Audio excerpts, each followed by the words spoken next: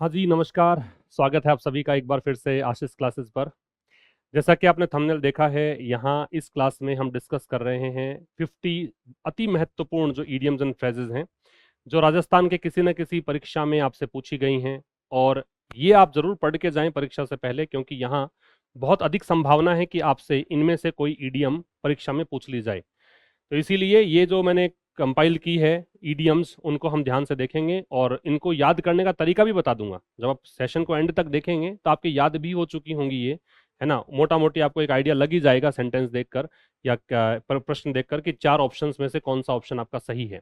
ठीक है, आपको स्क्रीन पर दिख रहा है इस book English for RAS and other competitive exam, ये आप पटवार और वीडियो के लिए भी बाई कर सकते हैं। इसमें आपको ईडियम्स एंड फ्रेजेस जो मैं पढ़ा रहा हूँ, ईडियम्स एंड फ्रेजेस काफी सारी यहाँ पे दी भी हुई हैं और भी आपको टॉपिक्स अच्छे से एक्सप्लेन करके दे रखे हैं विद एक्सरसाइज। और चूंकि कोई भी एग्जाम आप देते हैं तो वहाँ पे भी आपको ये बुक जो है काफ़ी यूजफुल है। यहाँ आपको कॉन्टैक्ट नंबर दे रखे हैं। अगर आप राजस्थान में कहीं दूर से हैं, जयपुर से हैं, तो आपको टेलीग्राम चैनल पर अगर आप जुड़े हुए हैं तो पता है आपको कहाँ कहाँ अवेलेबल है। अगर आप ऑनलाइन इसको ऑर्डर करना चाहते हैं तो एक नंबर दिया है, यहाँ संपर्क करके ऑनलाइन ऑर्डर कर सकते हैं। तो चलिए हम डिस्कस करना स्टार्ट करते हैं ईडियम्स को। और ईडियम्स में मैं आपको एक नोटबुक लेकर बैठना, पेन लेकर बैठना, लिखते चलना, लेकिन पहले समझना भी कि कैसे ये यहाँ पे ईडियम का जो आंसर है वो इस तरीके से है। पहला क्या दे रखा है? पहला दे रखा है आपको सैलड डेज। पहला ईडियम लिखना स्टार्ट करिएगा। पहला ईडियम आपको दे रखा है क्या? Salad days. अब ये सैलड डेज जो होता है ना, इसका मतलब होता है ये एक ऐसा पीरियड होता है जब कोई व्यक्ति युवा होता है और इनएक्सपीरियंस्ड होता है। पहले तो मैं इसका मतलब लिख देता हूँ, उसके बाद बताता हूँ कैसे इसको याद करना है और वास्तव में कैसे बना हुआ है। ठीक है, द पीरियड, दिख रहा है क्या? The period when one is young and inexperienced. इतना बड़ा देख के घबराना नहीं है, बस आपको एक आइडिया लगना चाहिए कि क्या है, क्योंकि चार ऑप्शंस आपके परीक्षा में होंगे और आप आसानी से कर पाएंगे। हिंदी में लिख लेना। ये उन दिनों को बोलते हैं, उस समय को बोलते हैं जब कोई व्यक्ति युवा होता है और क्या होता है? अनुभवहीन होता है। ठीक है, जब कोई व्यक्ति युवा है, और युवा है तो फिर हो सकता है ना, बहुत संभावना है कि वो अनुभवहीन है, तो उसको हम बोलते हैं क्या? Salad days. सैलड डेज का मतलब क्या हुआ? ऐसा समय जब कोई व्यक्ति युवा है और अनुभवहीन है। अब समझना कैसे इसको याद करना है। देखिए, सैलड, आपने एक चीज देखी होगी ना, एक ईडियम पढ़ा होगा, ग्रीन हॉर्न। ग्रीन हॉर्न अगर नहीं पढ़ा है तो लिख लेना यहाँ पे। इसका मतलब होता है inexperienced, inexperienced person. Green horn का मतलब क्या होता है? इनएक्सपीरियंस्ड पर्सन, अनुभवहीन व्यक्ति होता है। ग्रीन जो है ये एक्चुअल में अनुभवहीन इस चीज को दर्शाता है। जैसे कोई पत्ती मान लीजिए ग्रीन आई है, एकदम एकदम ग्रीन है। कोई पत्ती पेड़ की एकदम ग्रीन है, इसका मतलब वो पत्ती अभी अभी आई है, यो मान लीजिए, उसको हम ग्रीन बोलते हैं। ठीक है, वरना तो जब टाइम बिताती है तो पत्ती का कलर चेंज हो जाता है, वो पीला पड़ने लग जाएगा, फिर वो मुरझाने लग जाएगा। लेकिन ग्रीन है, इसका मतलब वो युवा है ना, युवा है।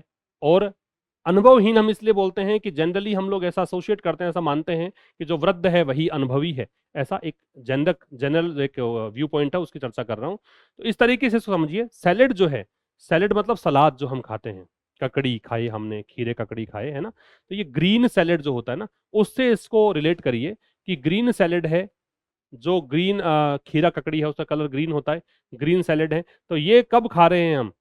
ग्रीन से जोड़िए इसको, ग्रीन का मतलब इनएक्सपीरियंस्ड है, अनुभवहीन है। ठीक है, तो ग्रीन सैलेड, उसे जोड़िए सैलेड डेज। तो ये वो पीरियड है जब ग्रीन सैलेड खा रहे हैं, ये वो पीरियड है जब कोई व्यक्ति यंग है और इनएक्सपीरियंस्ड है। बात समझ में आ रही है? ग्रीन से जोड़कर इसको आप देख सकते हैं। दूसरा है अ मैन ओ वेट। ये मैन MAN लिखना, अ मैन ओ वेट। दूसरा है अ मैन ओ वेट। ये क्या होता है? ये होता है इंपॉर्टेंट पर्सन, अनुभवी व्यक्ति। मैन ओ वेट का मतलब क्या है? अनुभवी व्यक्ति। कैसे याद करेंगे भाई? इसको वजनदार व्यक्ति हो, जिसकी बातों में वजन हो। वेट का मतलब क्या है? वजन, भार। तो जिसकी बातों में वजन हो वो व्यक्ति बड़ा इंपॉर्टेंट है। कोई व्यक्ति कोई स्टेटमेंट देता है और वो स्टेटमेंट अखबार में छप जाता है, उस स्टेटमेंट का प्रभाव पड़ता है। जैसे भी डोनाल्ड ट्रंप जो हैं वो कुछ भी बोलते हैं तो देखिए प्रभाव पड़ता है शेयर मार्केट पर। है ना, उन्होंने एक ट्रेड वॉर छेड़ रखी है, उन्होंने कुछ भी कोई स्टेटमेंट दिया है, तुरंत शेयर मार्केट पे असर पड़ रहा है।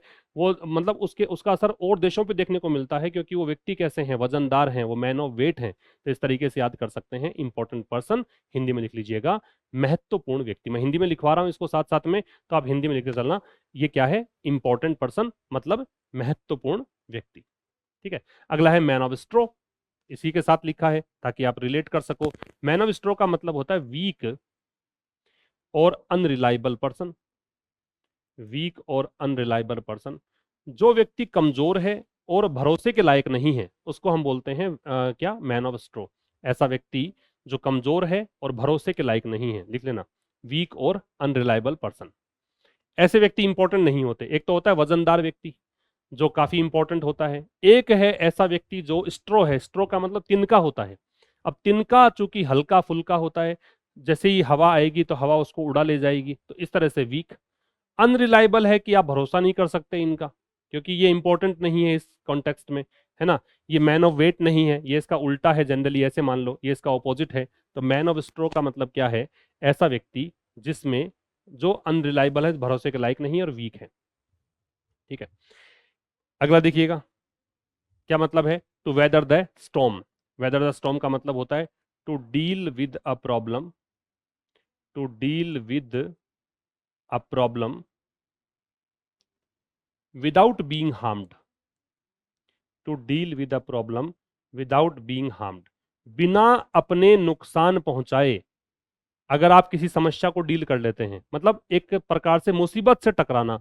मुसीबत मतलब जो है उसको एकदम साहसी पूर्ण तरीके से फेस करना, उसको बोलते हैं weather the storm. Deal with मतलब निपटना, प्रॉब्लम मतलब समस्या, विदाउट बीइंग हार्म्ड, और उसमें आप ज्यादा कुछ नुकसान आपका हुआ नहीं है और इसे डील कर दिए प्रॉब्लम, उसको बोलते हैं वेदर द स्टॉर्म। कैसे याद करेंगे, वेदर का देखो एक तो होता है मौसम। वेदर अगर नाउन है तो इसका मतलब होता है मौसम, और वेदर अगर क्रिया है, अगर इसको तुम देखोगे गूगल करोगे तो वेदर की एक एंट्री जो होगी वेदर वर्ब के रूप में, तो इसका मतलब होता है किसी मुश्किल को फेस करना, किसी समस्या का सामना करना, ये भी होता है वेदर का। स्टॉर्म क्या है, स्टॉर्म का मतलब होता है तूफान। अब तूफानों का सामना आप कर रहे हैं, है ना, और इजी तरीके से सामना करने को वेदर बोलते हैं। बड़े आसान तरीके से आपने सामना कर लिया, फेस कर लिया, तो उसको बोलते हैं वेदर। स्टॉर्म का सामना किया, स्टॉर्म क्या है, तूफान। तूफान को हम मान लेते हैं डिफिकल्टी, मुश्किल, तो मुश्किल का सामना करना, और मुश्किल का सामना कैसे करना, जिसमें आपको नुकसान पहुंचे ही नहीं, उसको हम बोलते हैं क्या, weather the storm. Dead letter, इसका मतलब होता है no longer in force. No longer in force मतलब जो अब प्रभावी नहीं है, अब वो चीज जो प्रभावी नहीं है, डेड लेटर है, लेटर डेड हो गया है। अगर डेड लेटर है, इसका मतलब ऐसा मानो कि आप उस लेटर को जिसको पोस्ट करना था उसका पता भी नहीं लिखा हुआ उस पर, है ना, किसने भेजा है उसका भी पता नहीं लिखा हुआ उस पर, तो ना तो वो लेटर जो है, वो पत्र है, वो डेड है, मतलब एक प्रकार से वो इन फोर्स ही नहीं है, उस लेटर का कोई यूज ही नहीं है। अब उसमें ये नहीं पता कि उसको डिलीवर कहाँ करना है, उसमें ये नहीं पता चल रहा कि भेजा किसने है, तो वो डेड लेटर हुआ ना। इसको ऐसे भी समझ सकते हैं डेड लेटर को, कि जैसे मान लीजिए 370 जो है वो लागू था पहले जम्मू एंड कश्मीर में, लेकिन फिर जब बिल पारित हुआ तो वो डेड लेटर हो गया, मतलब वो अब निष्क्रिय हो गया, अब वो फोर्स में नहीं है, तो इसको बोलते हैं डेड लेटर। ठीक है जी। अगले में आइए, ए wolf in a sheep's clothing. बड़े आसान मतलब हैं अगर थोड़ा सा ध्यान से देखेंगे तो, वरना तो मुश्किल है ही, और याद जरूर कर लेना चीजें, वरना तो फिर मतलब नहीं है सेशन देखने का। A wolf in a sheep's clothing, इसको मतलब बोलते हैं हिपोक्रीट। हिपोक्रीट, पाखंडी, जो एक प्रकार से होता कुछ और है, दिखाता कुछ और है, अपना एक बाहरी आवरण कुछ अलग बना के रखता है, उसको बोलते हैं हिपोक्रीट। वुल्फ का मतलब होता है दोस्तों भेड़िया, शीप का मतलब होता है भेड़। तो क्या कह रहा है, अ वुल्फ एक भेड़िया, इन अ शीप्स क्लॉथिंग भेड़ के वेश में, उसने कपड़े यूं पहने हुए हैं कि देखकर लगता है भेड़ है, लेकिन अंदर से कैसा है, भेड़िया। भेड़ को हम मानते हैं सीधा साधा जानवर, और भेड़िया होता है चालाक। तो एक चालाक व्यक्ति जो सीधा आवरण लिए हुए हैं, तो पाखंडी उसको हम बोलेंगे। तो इसके लिए क्या यूज किया हमने, a wolf in a sheep's clothing, hypocrite. क्या बोला, हिपोक्रीट। ठीक है। ये कह रहा है rule of thumb. Rule of thumb का मतलब होता है कि एक practical, a practical way of doing something, मतलब किसी भी चीज को करने का कोई प्रमाणित तरीका, ऐसा मान लो, कोई भी प्रमाणिक तरीका हो किसी चीज को करने का कि ये चीज ऐसे ही होती है, ये चीज हमारे यहाँ ऐसे ही चलती है, उसको बोलते हैं रूल ऑफ थंब। ठीक है, अ प्रैक्टिकल वे ऑफ डूइंग थम समथिंग, मतलब कुछ ऐसा ही चलता है, इसको बोलते हैं रूल ऑफ थंब। जैसे आपने पुष्पा 2 देखी होगी, और पुष्पा 2 में वो हाथ लगाता है अपने यूं, तो वो उसका रूल है ना। थंब मतलब अंगूठा है, लेकिन उसने तो पूरा हाथ लगा दिया, तो वो उसका वैसा ही चलता है। अगर वो हाथ दिख जाएगा तो पता लग जाएगा कि हाँ ये पुष्पा के द्वारा भेजे गए कंटेनर्स थे। तो वैसा ये रूल ऑफ थंब कि ये शासन है, ये नियम है किसका, थंब का, कि अगर ये थंब लग गया, मतलब थंब इंप्रेशन होता है, अंगूठा लगाते हैं, तो उसी का रूल है कि हमारे यहाँ तो ऐसा ही चलता है। तो ये practical way of doing something है, कुछ करने का एक प्रैक्टिकल तरीका है। To make a long story short, बड़ा आसान है, इसका मतलब होता है कम टू द पॉइंट, एकदम सटीक होना, एकदम पॉइंट पर बात करना, इधर उधर की बातें नहीं करना। भाई make a long story short, long story मतलब क्या होता है, लंबी कहानी, और लंबी कहानी को तुम कैसा बना रहे हो, शॉर्ट बना रहे हो। तो लंबी कहानी को शॉर्ट बना देना, इसका मतलब कम टू द पॉइंट, बिल्कुल बिंदुवार बात करना, कहीं इधर उधर की चर्चा ना करना, ये कहलाता है क्या, make a long story short. Chink in one's armour, chink in one's armour का मतलब होता है वीक पॉइंट, या पॉइंट ऑफ वल्नरेबिलिटी कह सकते हो, अब वल्नरेबल पॉइंट भी कह सकते हो, वल्नरेबल पॉइंट, कमजोर बिंदु।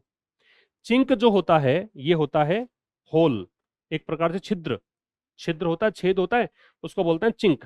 आर्मर का मतलब होता है जो कवच है, सुरक्षा कवच जो पहनते हैं, उसको बोलते हैं आर्मर। अब आर्मर किसी ने, योद्धा ने सुरक्षा कवच पहना हुआ है और उसमें अगर छेद है, इसका मतलब वो कमजोरी है, अगर वहां से कोई तीर लग गया तो व्यक्ति मर जाएगा। तो इसका प्रकार, इस प्रकार चिंक इन वंस आर्मर का मतलब क्या है, वीक पॉइंट या वल्नरेबल पॉइंट। ठीक है, लिखते चलिएगा और कहानी सुनते चलिएगा, वीडियो को फिर से देख लेना, वीडियो को पॉज करके लिख लेना, ये सब ऑप्शंस आपके पास हैं। और ये मैं जो पीडीएफ है जो बता रहा हूँ, ये सारा मैं आपको ऐसा का ऐसा ही आपको उपलब्ध करवा दूंगा टेलीग्राम चैनल पर, लिंक आपको डिस्क्रिप्शन में दिया हुआ है। वहां से आप फिर से इसको प्रिंट आउट निकाल के आप खुद से करने की कोशिश कर सकते हो, प्रैक्टिस कर सकते हो कि हाँ मुझे कितना याद है, क्या आ रहा है याद, है ना। लिटरल रटने की आवश्यकता नहीं है, अक्षर से रटने की जरूरत नहीं है। एक एक ओवर, मतलब एक सुपरफिशियल आइडिया लग जाएगा ना आपको, तो उससे भी आपका काम हो जाएगा, क्योंकि 4 ऑप्शंस वहां पे होते हैं, 3 ऑप्शंस को एलिमिनेट करने का जो एक स्किल है वो डेवलप आप कर लोगे। और मैं बता दूं आपको कि हमारा एक कोर्स चल रहा है, फिलहाल एक पाठ्यक्रम चल रहा है आरएएस के लिए, आरएएस और एपीओ दोनों के लिए, वो खैर इंपॉर्टेंट है। और वहाँ पे आप क्लासेस जो हैं रिकॉर्डेड फॉर्म में क्लासेस उपलब्ध हैं। उन बच्चों को एक और सुविधा दी गई है, पिछली जो क्लासेस हमारी हैं, पिछले जो एक कोर्स था हमारा लाइव प्लस रिकॉर्डेड, वो उनको फ्री ऑफ कॉस्ट उपलब्ध करवाया गया है। तो उस कोर्स को एक्सेस करते हैं, वो वीडियोस तो सारे मिल ही जाएंगे। और अभी जो क्लासेस 16-17 क्लासेस वहाँ पे हो चुकी हैं, वो क्लासेस पर डे उनको मिल ही रही हैं, तो वो भी आप चाहें तो एक्सेस कर सकते हैं। या फिर ग्रामर का कोई कोर्स, या फिर कोई और एसएससी सीडीएस के लिए, एनडीए के लिए तैयारी कर रहे हो, तो वो कोर्स सब उपलब्ध है। तो आप लिंक जरूर देखना डिस्क्रिप्शन में, वहां से आप डेमो क्लासेस लेकर निर्णय ले सकते हैं। हाँ जी, आउट ऑफ द ब्लू का मतलब क्या है, अनएक्सपेक्टेडली, अनएक्सपेक्टेडली मतलब एक प्रकार से यूं कहें कि ऐसी आशा ही नहीं थी, और उस मतलब एक क्या बोल सकते हैं इसको, यूं कह दीजिए आकस्मिक जो चीज हुई है ना, अचानक से कोई चीज हुई है, एक्सपेक्टेड नहीं था, आपने आशा नहीं लगाई थी, उसके विपरीत ये चीज हो गई है, उसको बोलते हैं out of the blue. Blue जो होता है ना, वो आसमान को बोलते हैं, स्काई को बोलते हैं, आकाश। आकाश से कोई चीज आ गई अचानक से, है ना, जैसे बिजली मान लीजिए गिर गई। अब बिजली यूं तो नहीं है, प्री प्लान्ड होता है, अचानक से ही गिरती है, तो इस प्रकार से अनएक्सपेक्टेडली आप इसको याद रख सकते हैं। अगला क्या है, make hay while the sun shines, make hay while the sun shines, इसका मतलब क्या है, इसका मतलब होता है make maximum use, make maximum use of given opportunity, जो अवसर आपको दिया गया है उसका सर्वाधिक उपयोग करना, जो अवसर आपको मिला है उसका सर्वाधिक उपयोग करने को बोलते हैं make hay while the sun shines. Hay जो होता है ना, वो जानवरों का चारा होता है, उसको बोल सकते हैं। तो जब सूरज चमकता है, घास जो सुखाने के लिए रखी जाती है धूप में, ताकि उसका भोजन मतलब परोस सकें जानवरों को, उसको हे बोलते हैं। तो जब सूरज चमके तभी आप उस हे को, उस चारे को रख रहे हो, बना रहे हो, तो ये मैक्सिमम यूज है, क्योंकि आपको धूप ही तो चाहिए उसके लिए, हे बनाने के लिए, घास या चारा बनाने के लिए, सुखाने के लिए आपको धूप चाहिए, और धूप जब है तभी ये काम आप कर रहे हो, तो आपको जो अवसर मिला है उसका सर्वाधिक उपयोग कर रहे हो। To have a dig at, देखो डिग यहाँ पे जो है, एक तो होता है गड्ढा खोदना, लिख लेना, एक तो क्रिया होती है गड्ढा खोदना, उसको डिग बोलते हैं। एक डिग का मतलब होता है किसी को क्रिटिसाइज करना, मतलब एक प्रकार से किसी की आलोचना करना। तो to have a dig at, तो किसी को आलोचना करना, to criticise, to criticise someone, किसी की आलोचना करने को हम क्या बोलते हैं, to have a dig at. कि अगर आपने to have a dig at बोला है, इसका मतलब यू आर क्रिटिसाइजिंग समवन। अगला देखो, गॉल एंड वर्मवुड। आप जब इन दोनों वर्ड्स को देखोगे, गॉल देखोगे, वर्मवुड देखोगे, तो आपको बिटरनेस, कुछ रिजेंटमेंट, ऐसे शब्द दिखाई देंगे, है ना, कुछ वर्ड्स दिखाई देंगे। बिटरनेस, रिजेंटमेंट, रिजेंटमेंट का मतलब होता है नाराजगी मान लो, रोष मान लो, बिटरनेस कड़वाहट होती है। तो जब आप इन दोनों को अलग अलग सर्च करोगे ना गूगल पर या डिक्शनरी में, तो आपको मिलेगा इसका कि ये एक प्रकार से कड़वाहट भरी फीलिंग जो होती है ना, उसको बोलते हैं। तो गॉल एंड वर्मवुड जो होता है ना, वो यही होता है। इसका मतलब होता है feeling of, feeling of hatred, नफरत की भावना, और रिजेंटमेंट की भावना, बिटरनेस की भावना, ठीक है। तो कड़वाहट की भावना, उसको बोलते हैं gall and wormwood. By fits and starts, ये बहुत बार आ चुकी है।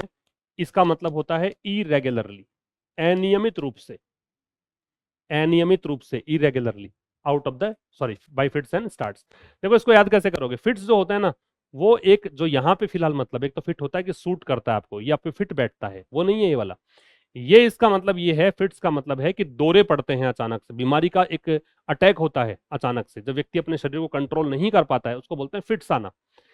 तो फिट जब आते हैं व्यक्ति के, जब दौरे पड़ते हैं, तो व्यक्ति बिल्कुल उसकी एक्टिविटी खत्म हो जाती है, वो काम नहीं कर पाता है, फिर स्टार्ट, फिर अचानक से स्टार्ट कर लेता है। तो ये काम नियमित नहीं चलता, जो उसके बॉडी फंक्शंस हैं वो रेगुलर नहीं चलते, वो पहले तो रुक जाते हैं, फिर स्टार्ट हो जाते हैं, फिर कभी रुक जाते हैं, फिर स्टार्ट हो जाते हैं। तो ऐसे अनियमित रूप से इसका मतलब है। आउट ऑफ द वुड्स, इसका मतलब होता है आउट ऑफ डेंजर, मुश्किल से बाहर, खतरे से बाहर, हिंदी में लिखते चलना, आउट ऑफ डेंजर, मुश्किल से बाहर, खतरे से बाहर, इसको बोलते हैं आउट ऑफ द वुड्स। और बड़ा आसानी से आप इसको याद भी कर सकते हो। वुड्स जो होता है ना, जंगल होता है। जब आप जंगल में हो तो फिर आप खतरे में हो, क्योंकि जंगली जानवरों का खतरा है। लेकिन जब आप उससे बाहर हो तो खतरे से बाहर हो। A dime a dozen, a dime a dozen भी बड़ा आसानी से याद कर सकते हो। इसका मतलब होता है कि वेरी कॉमन, बहुत ही सामान्य चीज है, and of no particular value, और उसकी कोई ज्यादा कीमत नहीं है ना, बहुत ही आसान है और उसकी कोई पर्टिकुलर वैल्यू नहीं है, उसको बोलते हैं अ डाइम अ डजन। देखो डाइम होता है स्मॉल अमाउंट ऑफ मनी, मतलब बहुत कम धनराशि, स्मॉल अमाउंट, डजन का मतलब 12 होते ही है। तो एक प्रकार से जो चीज कौड़ियों की आती है, बहुत कम पैसे में आपने कोई वस्तु 12 खरीद ली, डजन खरीद ली, तो आपने दर्जन वस्तु खरीद ली और बहुत ही कम समय में खरीद ली, मतलब बहुत ही कम पैसों में खरीद ली, तो वो कौड़ियों के भाव आ गई। और कौड़ियों के भाव कोई चीज अगर आ रही है तो वो चीज क्या है, बड़ी सस्ती है। और सस्ती चीजों को हम अपने आम जीवन में कैसे ट्रीट करते हैं कि बड़ी सामान्य सी चीज है और उसकी ज्यादा कोई वैल्यू नहीं है, ठीक है। ऑन गुड टर्म्स, इसका मतलब होता है टू हैव फ्रेंडली रिलेशंस, मित्रवत संबंध होना, टू हैव फ्रेंडली रिलेशंस, मित्रवत संबंध होना। भाई ऑन गुड टर्म्स, गुड का मतलब अच्छा, टर्म्स का मतलब होता है संबंध। भाई आपके टर्म्स कैसे हैं, आपके अपने दोस्तों के साथ में टर्म्स कैसे हैं, मतलब संबंध कैसे हैं। तो गुड टर्म्स में है, इसका मतलब अच्छे संबंध है, और अच्छे संबंध मतलब दोस्ताना व्यवहार है, मित्रवत व्यवहार है, सब ठीक चल रहा है, पॉजिटिव रिलेशनशिप है, ठीक है। डॉक्टर द अकाउंट्स, इसका मतलब होता है मैनिपुलेट, मैनिपुलेट अकाउंट्स, मतलब खाते से छेड़छाड़ करना। एक्चुअली डॉक्टर जो शब्द है ना, इसका एक तो चिकित्सक होता है, लेकिन जब वर्ब के रूप में इसका मतलब लोगे तो इसका मतलब छेड़छाड़ करना होता है अपने फायदे के लिए। अगर आपने कोई चीज को एडिट कर दिया तो उसको बोलते हैं डॉक्टर करना, एडिटिंग करना एक प्रकार से ये होता है। तो डॉक्टर जो शब्द है, ये क्रिया है यहाँ पे, इसका मतलब होता है खाते बही से छेड़छाड़ करना। तो मतलब आपने छेड़छाड़ क्यों की, आपने एडिटिंग क्यों की, ताकि अपना खुद का फायदा देखा है आपने, आपने ट्रिक्स यूज की हैं। तो डॉक्टर द अकाउंट्स का मतलब है अकाउंट्स के साथ छेड़छाड़ करना। Wear one's heart on one's sleeve, इसका मतलब होता है to express, to express feelings openly, to express feelings openly, ठीक है। मतलब अपनी भावनाओं को क्या करना, एकदम खुले रूप से व्यक्त करना, सार्वजनिक कर देना, जो दिमाग में तुम्हारे चल रहा है उसको सार्वजनिक कर देना, ठीक है। अपने फीलिंग्स को शेयर करना, ओपनली एक्सप्रेस कर देना। वेयर का मतलब पहनना है, इसको वेयर बोलते हैं, वियर नहीं बोलते। हार्ट मतलब दिल, दिल में जो बातें हैं वो मन। वन स्लीव, स्लीव का मतलब ये बाजुएं। तो आपने क्या किया है, अपना मन तो यहां लेके चलते हो स्लीव्स में। इसका मतलब है कि सब सामने है, सब एकदम सार्वजनिक है, आपके जो दिल की बातें हैं वो सबके सामने हैं, ये मतलब है इसका। स्पिल द बीन्स, इसका मतलब होता है रिवील सीक्रेट्स, रहस्य उजागर करना। Spill the beans, spill the beans मतलब है रहस्य उजागर करना। रिवील सीक्रेट्स या रिवील सीक्रेट इंफॉर्मेशन कह सकते हो, कोई गुप्त सूचना है, गुप्त कोई इंफॉर्मेशन है, उसको रिवील करना। देखो स्पिल होता है छलकना, छलकना। पानी जैसे मान लो कोई बाउल है, उसमें पानी है, वो छलक रहा है, बाहर गिर रहा है, वो छलकने को बोलते हैं स्पिल। और बीन जो है, एक तो बीन अलग चीज होती है, दाल होती है, अनाज होता है, वो अलग है। ये बीन जो है इसका मतलब ब्रेन। आप देखना इसकी भी एंट्री गूगल पे या फिर डिक्शनरी में, तो एक एंट्री मिलेगी इसकी ब्रेन। ब्रेन मतलब दिमाग, मस्तिष्क। तो मस्तिष्क में जो चीजें हैं वो छलक रही हैं बाहर।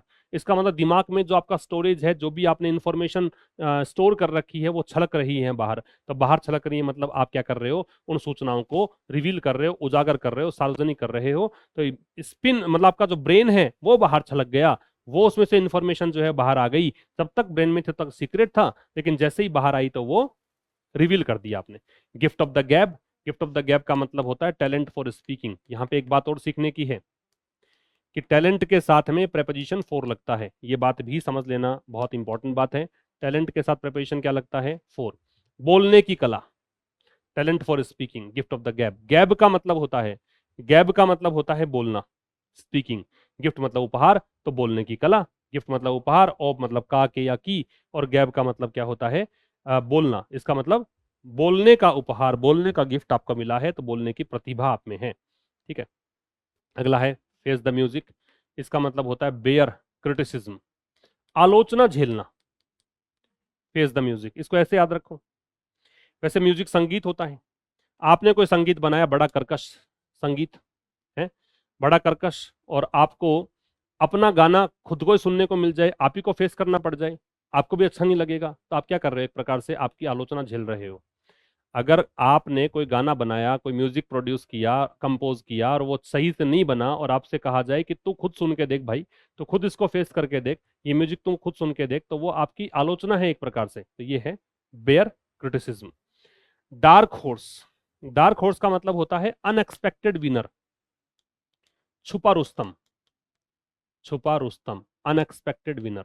मतलब जिसको तुमने सोचा ही नहीं था वो विजेता बन जाए। होता है ना कई बार कि आपने तो सोचा कुछ अलग था कि ये व्यक्ति जो है ना टॉप करेगा क्लास में, अचानक से आपने देखा कि ये नहीं, ये कैसे आ गया यार बाहर, इसका तो मैंने सोचा ही नहीं था। जैसे कि 3 इडियट्स में देखा होगा आपने, वो रणछोड़ दास जो है वो टॉप कर जाता है, जिसका किसी ने सोचा नहीं था। तो वो क्या था, डार्क हॉर्स था। डार्क हॉर्स को ऐसे याद रखो, डार्क का मतलब अंधेरा होता है। तो कोई ऐसा घोड़ा जो अंधेरे में ही रह गया, मतलब सब घोड़े दिख रहे थे, सब घोड़े जो दिख रहे थे, मतलब लग रहा था कि हाँ ये जीत सकते हैं, लेकिन एक घोड़ा जो अंधेरे में था, उसके बाद ऊपर किसी की नजर नहीं गई और वही जीत गया। तो अनएक्सपेक्टेड विनर हुआ कि नहीं। To beat about the bush, to beat about the bush का मतलब होता है speak in a roundabout manner, speak in a roundabout manner, इधर उधर की बातें करना। भाई इसमें बीट का मतलब पीटना है, अबाउट का मतलब इधर उधर है, अबाउट का लगभग भी होता है ना, लगभग का मतलब भी एग्जैक्ट कहाँ जाते हैं, कहाँ टू द पॉइंट हम बात करते हैं। बुश का मतलब झाड़ी है। जैसे मान लीजिए कोई झाड़ी में कोई एनिमल है और आप उसको मारना चाहते हैं, मान लीजिए उसको पीट रहे हैं झाड़ी को, लेकिन आप जो जिस स्टिक से या जिस भी चीज से आप उसको पीट रहे हैं, तो इधर उधर आपका प्रहार हो रहा है, एग्जैक्ट जो है उस पर बात नहीं कर रहे आप, एग्जैक्ट जानवर जहां छिपा है वहां तक नहीं पहुंच पा रहे। तो एक्चुअल में ये है कि आप जिस मुद्दे पर बात करना चाहते हैं टू द पॉइंट वहां तक नहीं जा रहे हैं, आप इधर उधर की बातें कर रहे हैं। ये होता है beat about the bush, speak in a roundabout manner. To pay off old discourse, इसका मतलब है या तो टू टेक रिवेंज, बदला लेना, या होता है टू सेटल अकाउंट्स, हिसाब चुकता करना। दोनों मतलब है, या तो लिख लेना बदला लेना, या लिख लेना हिसाब चुकता करना, सेटल अकाउंट्स। पे ऑफ का मतलब क्या है, भुगतान करना। ओल्ड स्कोर्स का मतलब है पुराना हिसाब किताब, पुराने हिसाब किताब को पे कर दिया आपने। तो एक तो हिसाब किताब ये है कि भाई किसी ने आपका बुरा किया और आपने अब उसका बुरा कर दिया, तो आपने हिसाब चुका दिया, कहते हैं ना कि मेरा हिसाब चुकता कर लिया मैंने। या फिर आपने पैसों का लेन देन किया और फिर अब आपने जो पैसा लिया था वो चुका दिया, तो वो भी है पे ऑफ ओल्ड स्कोर्स, मतलब हिसाब किताब चुकता करना। अगला देखो, अगला है स्टील द शो। बेटा ये याद हो जाएंगे आसानी से, अगर मैंने बताया वैसे ही तुमने सुना और वैसे ही उसको अप्लाई किया तो बड़े आसानी से, क्योंकि मैं उसको केवल ट्रिक से नहीं बता रहा, मैं वास्तव में जैसा हो सकता है वही बता रहा हूं कि इडियम्स एंड फ्रेजेस को इसी तरह से डील किया जाना चाहिए। स्टील द शो क्या मतलब है? Attract the most attention, attract the most attention, सर्वाधिक ध्यान खींचना, ठीक है, सर्वाधिक प्रशंसा प्राप्त करना। कोई शो है, कोई परफॉर्मेंस देने वाले लोग बहुत हैं, है ना, और एक व्यक्ति है जिसने क्या किया, सबसे ज्यादा अटेंशन खींचा या प्रेज खींची, मतलब बहुत ज्यादा प्रशंसा उसको मिली, तो उसने क्या किया, वो शो को ही चुरा लिया। स्टील का मतलब चुराना। भी कोई शो है, उसमें कंटेस्टेंट्स हैं, और कंटेस्टेंट जो हैं उन्होंने अलग अलग परफॉर्मेंस दी, कोई डांसर है, कोई सिंगर है, कोई ने मान लीजिए स्पीच डिलीवर किया है, कोई ने जोक्स क्रैक किए हैं, लेकिन उन प्रतिभागियों में से कोई एक व्यक्ति है जिसे सर्वाधिक प्रशंसा उसी को मिली, पूरा ध्यान उसी पे गया है, तो शो उसी ने चुरा लिया ना। तो स्टील द शो का मतलब है शो चुरा लेना, मतलब सबसे अधिक ध्यान और प्रेज प्राप्त करना, ठीक है। अ मैन ऑफ लेटर्स, देखो मैन ऑफ स्ट्रो हो गया, मैन ऑफ वेट हो गया। मैन ऑफ वेट क्या था? वजनदार व्यक्ति, इंपॉर्टेंट पर्सन। मैन ऑफ स्ट्रो क्या था? अनरिलायबल और वीक पर्सन। और यहाँ है मैन ऑफ लेटर्स, ये होता है स्कॉलर, विद्वान, क्योंकि लेटर्स का मतलब होता है अक्षर, जो अक्षर से खेलता है, ऐसा व्यक्ति इसका पूरा दिन काम यही है। स्कॉलर कह दो, या लिटरेरी जिसमें मतलब काफी ज्ञान जिसको होता है। A person with, person who is proficient, ऐसा व्यक्ति जो प्रोफिशिएंट है, जो कुशल है, दक्ष है इन लिटरेरी वर्क, साहित्यिक कामों में, उसको बोलते हैं मैन ऑफ लेटर्स, ठीक है। मैन ऑफ लेटर्स का मतलब है जो लिटरेरी चीजों में बहुत ज्यादा प्रोफिशिएंट है, कुशल है, दक्ष है, ठीक है। इन द रेड, देखो रेड कलर जो है ना, जनरली जनरली रेड का मतलब खतरा ही होता है। अब मान लीजिए कई बार होता है ना, जैसे आप क्या बताऊं मैं आपको इसको इस तरह से, कि जैसे आपकी बैटरी है, बैटरी जैसे कम होने लग गई और रेड आने लग गई, रेड दिखाने लग गई बैटरी, इसका मतलब आपको चार्ज करने की आवश्यकता है। ऐसे ही कई बार क्या होता है कि आपके जो अकाउंट्स होते हैं, अगर वो रेड में आ गए, इसका मतलब क्या है कि आप कर्जे में हैं, इन डेट। कभी आपने शेयर मार्केट में पैसा इन्वेस्ट किया हो? कभी शेयर मार्केट में पैसा इन्वेस्ट किया और कर ही रखा होगा, और बहुत खो भी रखे होंगे इन दिनों के अंदर, मैं एक जेनरिक बात कर रहा हूं। तो उसमें आपने देखा होगा कि वहां पे जब रेड दिखाता है आपको, तो आप कर्ज में हो, आपका पैसा डूब रहा है, आपका पैसा जा रहा है। ग्रीन होता है तो आप पैसा गेन करते हो। तो वो है ये इन रेड, मतलब इन डेट, कर्जे में होना, है ना। या फिर आप इसको कह दो लूजिंग मनी, पैसा खोना, losing money. Draw a blank, draw मतलब होता है खींचना, कुछ बनाना, ब्लैंक मतलब खाली, तो खाली का खाली छोड़ दिया आपने। ड्रॉ अ ब्लैंक का मतलब है कि आपने टू गेट नथिंग, कुछ भी नहीं किया, to get, to get no favour, कोई आपको फेवर नहीं मिला, कुछ भी नहीं किया आपने, तो ड्रॉ ब्लैंक ये मतलब है गेट नथिंग, कुछ भी प्राप्त नहीं करना, ठीक है। कोई फेवर प्राप्त ना करना, गेट नथिंग कुछ भी प्राप्त ना करना, मतलब आपने कोई पेज दिया और आपको कहा कि कुछ बना के दो, और आपने इस पेज को ब्लैंक का ब्लैंक छोड़ दिया, तो कुछ मिलेगा क्या उसमें? मार्क्स।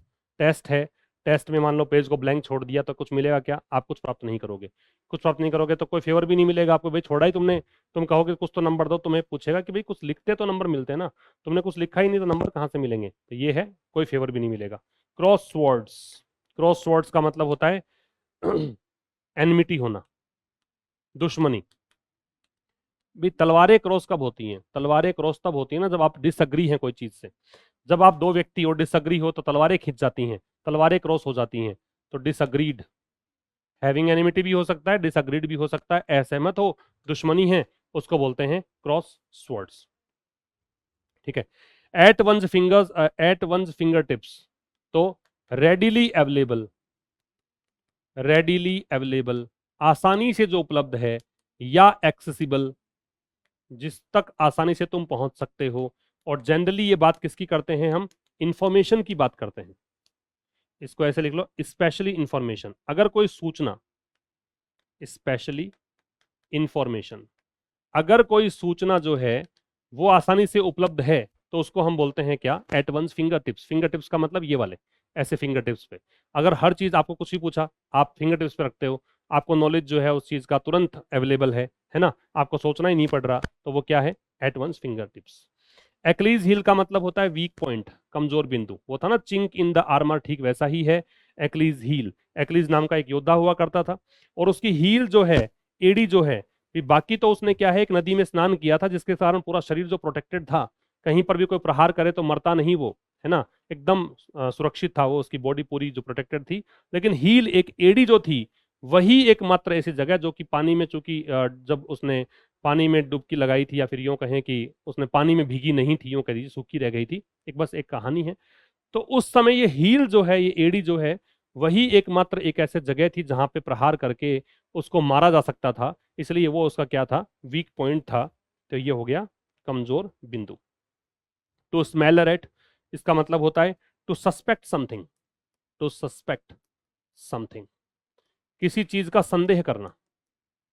जैसे मान लीजिए कोई एनिमल मरा हुआ है और आपने स्मेल किया, स्मेल लिया और लगा कि आपको ये रैट है, और कोई चूहा मरा हुआ आपको पता लग गया, तो आप सस्पेक्ट करते हो कि हो सकता है यहाँ बिल्ली रही हो सकता है कि कोई जहरीली दवा है यहाँ पे, इस कारण से वो मर गया है ना। तो चूहा मरा, उसको स्मेल किया तो ऐसा लगा, कुछ ना कुछ संदेह आपने किया, आपके दिमाग में डाउट्स यहाँ पे आए, तो सस्पेक्ट समथिंग को क्या बोलते हैं, to smell a rat.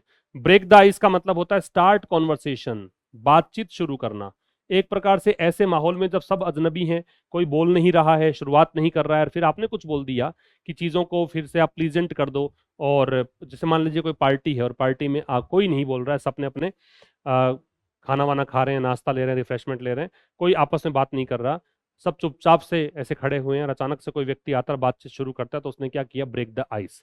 Break the ice कैसे बना है कि पहले के टाइम पे जब समुद्री यात्राएं हुआ करती थी, एक देश का दूसरे कंट्री के साथ जब व्यापार है वो समुद्री माध्यम से ही हुआ करता था, तो उस समय काफी सर्दी के कारण जब बर्फ जम जाया करती थी तो उनका आवागमन बाधित हो जाता था, और वो आइस के कारण, वो समुद्र में बर्फ जम जाने के कारण काफी महीनों तक व्यापार नहीं होता था। बहुत पुराने टाइम की बात है, आज तो क्लाइमेट चेंज के कारण ऐसा कभी रेयर देखने को मिलता है।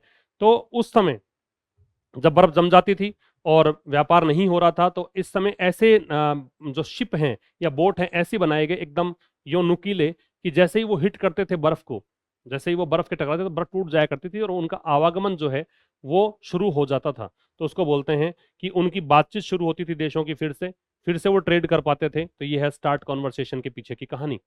अ फूल्स पैराडाइज, फूल्स पैराडाइज का मतलब, इसका एग्जैक्ट हिंदी में देखोगे, है ना, तो इसका मतलब है क्या कि मूर्खों का एक स्वर्ग। फूल का मतलब मूर्ख, पैराडाइज का मतलब स्वर्ग, तो मूर्खों का स्वर्ग। तो स्टेट ऑफ हैप्पीनेस, स्वर्ग क्या होता है, खुशियों का एक संकेत है, अ स्टेट ऑफ हैप्पीनेस। और ये होता है based on false belief, based on false belief. तो झूठे विश्वास पर आधारित जो है हैप्पीनेस की स्थिति, उसको बोलते हैं हम क्या, अ फूल्स पैराडाइज। ठीक है, मतलब मूर्खों का स्वर्ग है, मतलब उन्होंने मान तो रखा है कि स्वर्ग है, सुख है, खुशियां हैं, लेकिन वास्तव में वो मूर्ख हैं। मतलब उनको एग्जैक्टली पता ही नहीं कि ये खुशियां जो हैं उसके पीछे का बेस मतलब जो है वो स्ट्रॉन्ग नहीं है ना, फॉल्स बिलीफ है, बस उनको लग रहा है, ऐसा भ्रम है, तो उसको बोलते हैं state of happiness based on false belief.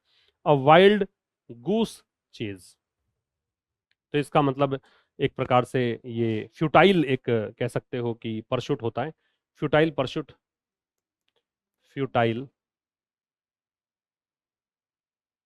Search कह सकते हो, फ्यूटाइल परशुट कह सकते हो, कुछ भी ऐसा करना जो कि मतलब कुछ रिजल्ट देगा नहीं, व्यर्थ की प्रक्रिया में लगे रहना, ये होता है। वाइल्ड मतलब जंगली है, गूस का मतलब बतख या हंस होता है ना, हंस या बतख है उसको बोलते हैं। और चेज का मतलब पीछा करना है, फॉलो करना है। तो अगर आप जंगली बतख का पीछा करेंगे और आप चाहें कि उसको पकड़ लोगे आप, तो ये मुश्किल सा काम है।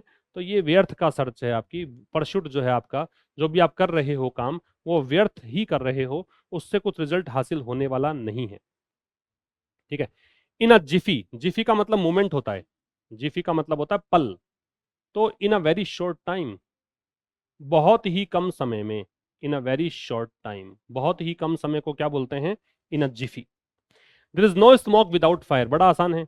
नो स्मोक मतलब कोई धुआं नहीं है, और विदाउट फायर का मतलब हो गया बिना आग के। तो बिना आग के धुआं पॉसिबल नहीं है, इसका मतलब हमेशा कोई ना कोई कारण है, अगर कोई रूमर है या कोई बैड थिंग है। ठीक है, तो there is always a truth behind a rumour. अगर कोई अफवाह है मान लो, तो कोई ना कोई बात तो है, कोई ना कोई सच तो है जिसको छिपाने की कोशिश की जा रही है। बिना आग के तो धुआं नहीं होता। ठीक है, आग लगी है कहीं ना कहीं तभी तो धुआं आ रहा है। तो हमेशा कोई ना कोई सच है, और वो सच जो है उस अफवाह के पीछे है कोई ना कोई सच। अफवाह यूं ही नहीं है कि झूठी अफवाह फैल रही है। ठीक है, नेक्स्ट पे आइए। Fit like a glove, glove का मतलब दस्ताने होते हैं, है ना। और जैसे दस्ताने फिट होते हैं, वैसे ही कोई चीज अगर आपके फिट आ रही है, दस्ताने जैसे फिट होते हैं, वैसे ही अगर कोई चीज फिट बैठती है, तो क्या होता है इसका मतलब? To be the perfect size, या परफेक्टली कर दो, to be the perfect size, या परफेक्टली कर सकते हो भी। जैसे दस्ताने हाथों में फिट हो जाएं, वैसे ही कोई चीज फिट बैठती है, मतलब एकदम फिट है। Pull a long face, pull a long face का मतलब है, पुल मतलब वैसे खींचना है, लॉन्ग फेस मतलब चेहरा लंबा। कहते हैं ना कि मोटा मुंह बना लिया उसने, है ना। और मतलब उसका चेहरा जो है वो ऐसे सूज रखा है, ऐसा हम बोलते हैं अपनी भाषा में, है ना, मोटा मुंह बना लेना। तो ये है, वो दुखी है ना। लुक सैड, मतलब वो दुखी है, वो आपसे खुश नहीं है, जो बातचीत हुई है उससे खुश नहीं है, ये होता है pull a long face. Catnap, catnap का मतलब होता है a short sleep during the day time, दिन के समय अगर थोड़ी देर की नींद है उसको हम बोलते हैं CatNap, a short sleep during the day time. बिल्ली जो होती है ना, कैट मतलब बिल्ली, नैप का मतलब झपकी लेना। बिल्ली अभी अब इसकी फितरत में यूं है कि ये थोड़े थोड़े समय में आंखें ऐसे बंद करके सो लेती है। तो वैसे ही पलकें आप कुछ समय के लिए बंद करते हो दिन के समय, पावर नैप जो लेते हो उसी को कैट नैप बोलते हैं, ऐसा मान लो। तो कैट नैप का मतलब है दिन के समय थोड़ी देर के लिए सोना।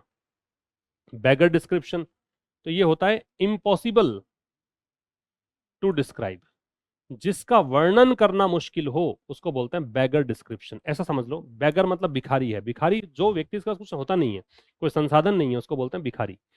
डिस्क्रिप्शन का मतलब वर्णन। मान लो आपसे कहा जाए कि भाई इस चीज का कोई वर्णन करो, और आप उस समय अपने आप को फील कर रहे हैं कि मतलब बैगर जैसी कंडीशन हो गई कि मेरे पास तो कोई वर्ड्स ही नहीं है इस चीज के लिए, तो इसका मतलब है कि वो चीज जो है वो इम्पॉसिबल टू डिस्क्राइब है आपके लिए। ठीक है, आप उसका वर्णन नहीं कर पा रहे हो। अगर कोई चीज डिस्क्राइब करने में अपने आप को बैगर फील कर रहे हो, तो इसका मतलब वो इम्पॉसिबल टू डिस्क्राइब है, उसमें आप असंभव लग रहा है आपको डिस्क्राइब करना। ठीक है। Eight Logar heads, Logar heads का मतलब होता है अनबन होना, ये जो वर्ड है ना इसका मतलब अनबन होना होता है। तो टू बी एट स्ट्राइफ, झगड़े की स्थिति में होना, कलह की स्थिति में होना, है ना, उसको बोलते हैं to be at loggerheads, अनबन की स्थिति में होना। अगला देखिए, करी फेवर। करी फेवर का मतलब होता है कि आप किसी की प्रशंसा करते हो, टू प्रेज समवन, किसी की प्रशंसा करते हो, और क्यों करते हो? In order to, in order to gain favour, कि आप उससे कुछ चाहते हो, आप उससे कुछ फेवर चाहते हो, तब जाके प्रशंसा करते हो आप।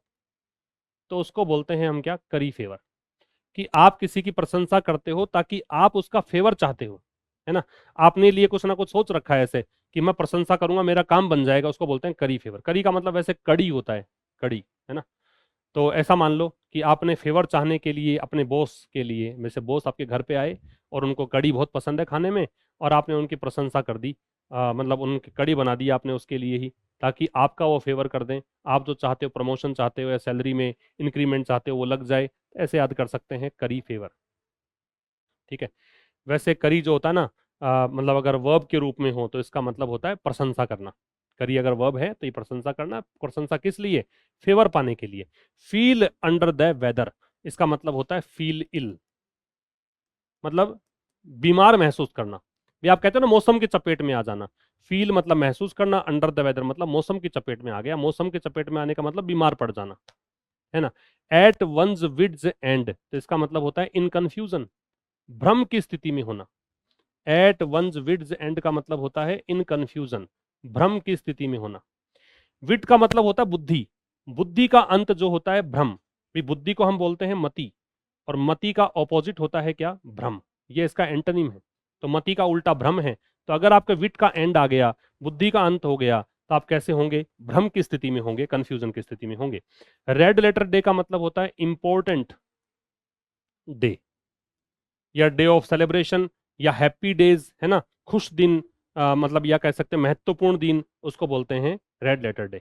बहुत ही special day, happy day, important day. Important कह दो, स्पेशल कह दो, है ना, या हैप्पी कह दो, इन सबको बोलते हैं रेड लेटर डे। कैसे?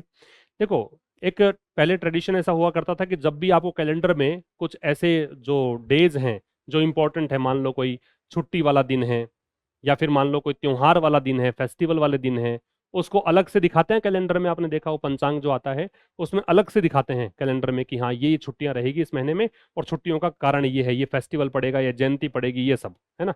तो उनको पहले ये ट्रेडिशन था कि उसको रेड कलर की इंक में दिखाया जाता था। तो रेड कलर की इंक में वो डेज देख कर कि हाँ इस दिन दिवाली है, इस दिन होली है, इस दिन ये फेस्टिवल है, ऐसा देख के मन हो जाता था प्रसन्न।